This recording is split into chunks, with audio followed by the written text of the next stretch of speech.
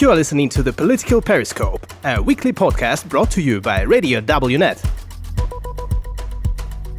Interviews on international politics, security, geopolitics, economy and more, every Thursday at 7 p.m. Today's interview is part of Radio WNET's project on the Bucharest 9, the countries of NATO's eastern flank. Our guest is Vladimir Milov, former Russian Deputy Minister of Energy. Political Periscope. Putin is using oil and gas as a weapon. What should West do to prevent it? Well, I think it's clear that Putin's era of oil and gas dominance is coming to an end. There are many people in the West and Europe who are saying, but we still need Russian oil, we still need Russian gas. I think life is about to teach them a hard lesson, because this past 3 months had once again, at a scale greater than ever before, exposed Russia as an unreliable partner.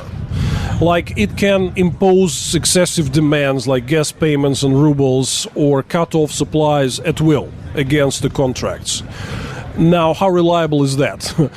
The next day, Russia will again do something terrible, which will escalate another level of debate about getting rid of Russian oil and gas imports. So if there is anyone in the West who still thinks that we can continue import Russian oil and gas as normal, this is wishful thinking.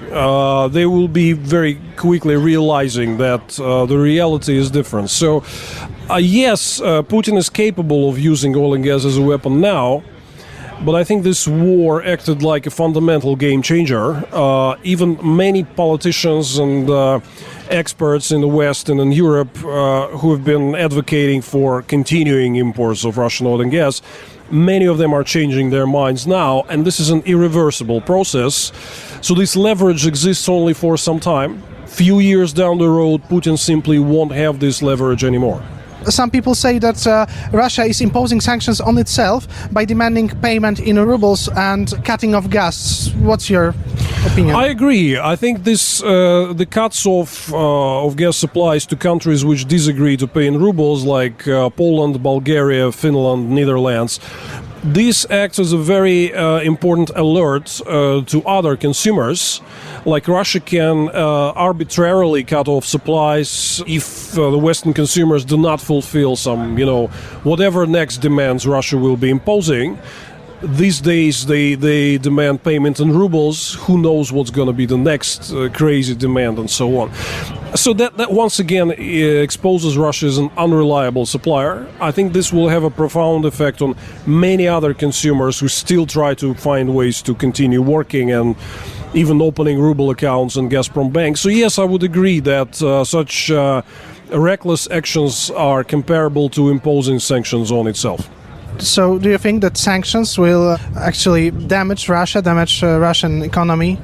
Absolutely, they are damaging it to a great extent right now. If you look at the figures, import from not only developed world but countries like China or Turkey is down substantially.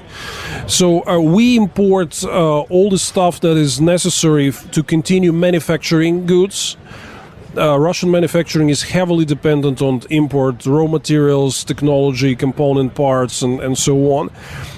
Like, imports from Germany is down 63% in March. I think April and May figures will be even more devastating when we see them. That means a very strong blow to Russian manufacturing industries and deteriorating quality of life, quality of food, consumer goods, basic services, and so on. If you just Google deficit of spare parts, deficit of server capacity for digital infrastructure, deficit of seed bank for agriculture, whatever, I can go on for hours. The disruption for Russian economic architecture as we know it is enormous, and we will see it in macro figures in the coming months and years. What about those resources, carbohydrates, energetic resources after the war? What with the economy and the cooperation between Russia and the West after the war? I think Russia will have to build a totally new economy from scratch. because these big export volumes of oil and gas to European market, they are not returning, never. And Russia will find an opportunity to sell some of these volumes to Asia, not all of them, but some of these volumes to Asia. But this will come at far greater cost because infrastructure is lacking and we will need to invest hundreds of billions of dollars to build it. Plus, energy consumers in China and India, they're also clever and pragmatic people. They see what sort of trouble we are finding ourselves in. So they will demand and already demand very steep discounts. So we will get less money and we'll have to spend far more on infrastructure, so the profits will be negligible, nothing comparable to what we received from Europe. So we will have to build a totally new economy based on something else, not oil and gas, to sustain ourselves. Rosja bez Putina? Of course. Россия без Путина. So you're not the first member of the Mikhail Kasyanov's government that we have a chance to speak with. We've spoken a few weeks ago with Vladimir Ponomaryov. And are many members of Kasyanov's government outside Russia right now being dissidents, political dissidents? I'm not tracking all of them, but Kasyanov's cabinet was a very reformist-minded cabinet, and Kasyanov himself was fired even at the late stages of Putin's first presidential term because he criticized the arrest of Mikhail Khodorkovsky and so on. So that was a very different time when Kasyanov was prime minister.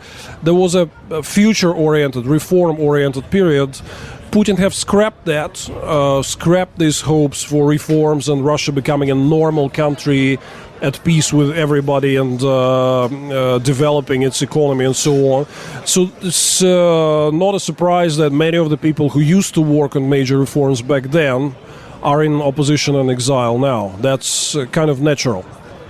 Okay, thank you very much. Thank you so much. Dziękuję. This was the Political Periscope. The podcast is released every Thursday at 7 p.m.